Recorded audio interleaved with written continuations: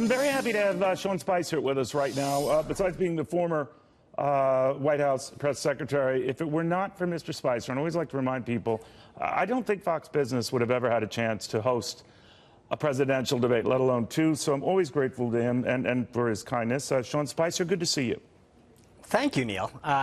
It was well deserved. You guys did a fantastic job, and I think the result was in the interest of not just Republican voters but the American people.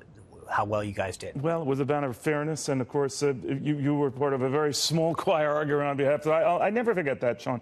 I do want to pick your brain a little bit on these developments. So many newsmaking items going on, including this Time Warner AT&T merger that, as you know, your old boss was very much against. I think a lot of it had to do with CNN being part of that.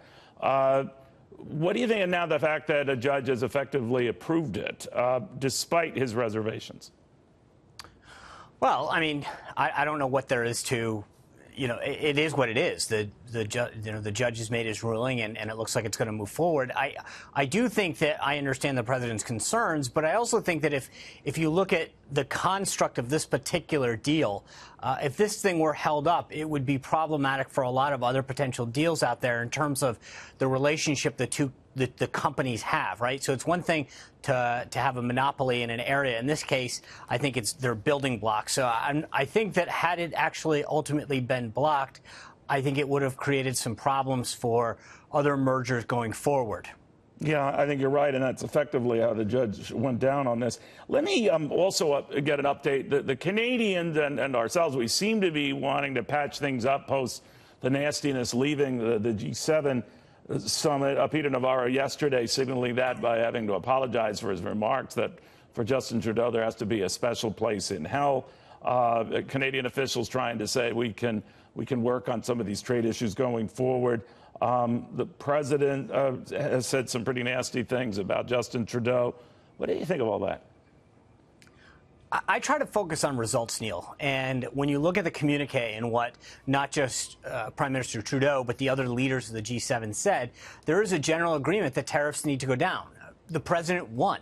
The president is getting results for the American people. At the end of the day, he is right to highlight the fact that these companies, and we're not talking about the least developed nations in the world or developing countries that are looking for market access to grow their economy.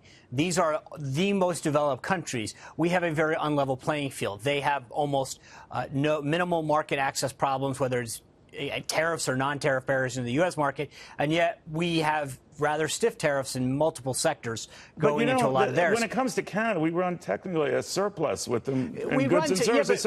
So are we picking on the wrong people? Aren't there far bigger, nastier SOBs out there than Canada? Sure, but at the same time, I don't think you can overlook it. And look, remember, the surplus with Canada largely becomes in the services industry, of which tourism is one of the biggest things. So them just coming over the border, buying goods and stuff, booking vacations is a large reason for that. They're not exactly, we don't have a surplus because we're shipping huge amounts of manufactured goods over there or agricultural products per se. But it's largely in the services. It's the whole thing together. You and I can maybe respect. No, go ahead. I'm sorry. Finish it. Look, I'm not some kind of economics expert here, but I do think that you can't treat the normal back and forth of tourism and booking vacations in the same way that you can of having a sustained manufacturing base. No, the only reason why I mentioned it, John, is that our tariff average for everything we have in our country is about 3.5%. The Canadians about 4.5%. Now, you're right. There are individual cases like milk and dairy-related products, and you're right to raise them. I just wonder the way the president raises them, because it got me thinking about other people that he's fingered or embarrassed. I remember when you were in your capacity that he would do so. Jeff Sessions, I don't know how that guy continues on. I mean, he shows up for work every day, but I don't know why. What do you make of that? Well, look, here's what I make of it. I think that if you brush aside the noise and some of the other distractions and say, is he getting things done or not? And that's why I think largely you see an uptick in his approval rating.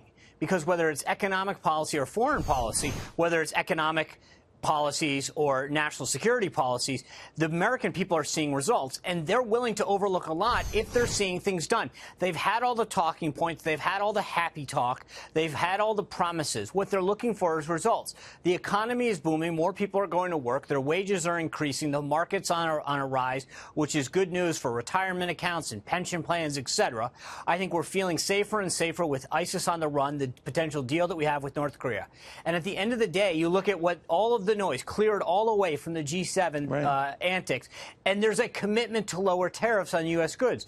So you may not always agree with the president's tactics, but at the end of the day, you can say that he's actually getting results. If he wasn't getting results, I think it would be a different story. No, but they've had all the happy talk. But I do. Was the subject ever raised? I don't want to be a dog on a bone on an issue that's silly here, but it does make me wonder why Jeff Sessions stays in the job, or whether the president, even back in your days, had wanted to fire him or force Sessions to quit. We're told on 2 occasions Sessions did offer to quit. What's the deal?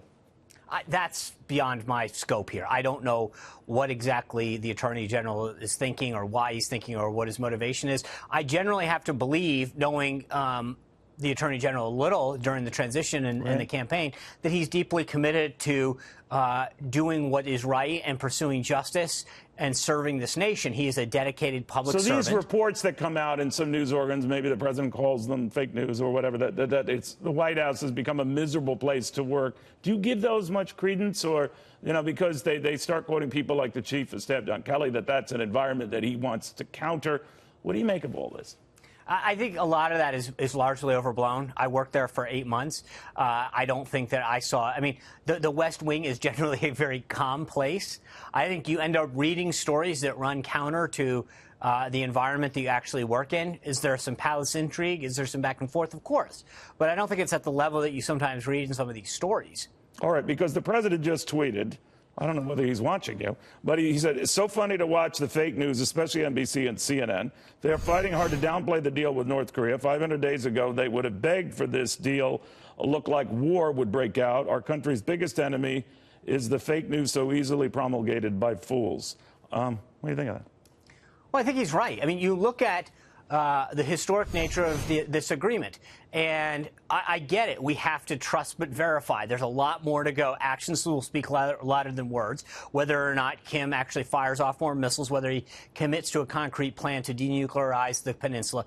But for right now, I think every American should be cheering on the president for the success that he's had in the path that he's taking us down. It makes us a safer country and a safer world. And when you look at the way that the mainstream media reacted to it, they sort of overlooked the way that President Obama sat down with Castro in Cuba, went to a baseball game with him, and how they treated that as some kind of amazing moment. The president does it with Kim, something that nobody thought would happen, creating a work plan that no one thought would happen, and they all want to pick it apart and find the negativity. You're right about that, but both sides play it. Republicans were all over President Obama on that visit, right? So the games get silly, right? Fair enough, but I think there's one thing for one side to go after another, for Democrats to kind of question Republicans and vice versa. But the president's tweet and your point were, how about the mainstream media? They're supposed to be the fair arbiters, talking about the truth and what's happening in the facts. They've allowed their personal opinions to get in the way of reporting objectively. That's well put. Thank you. Sean, you seem much more relaxed now. You don't have that twitch you had when you were. Is everything okay? Very good, very good. Yeah, off the mat. I am kidding. I am kidding. Sean Spicer, the former White House press secretary, a good egg, and he is a big reason why we had the opportunities we did, this network, to be players on the debate stage. All right.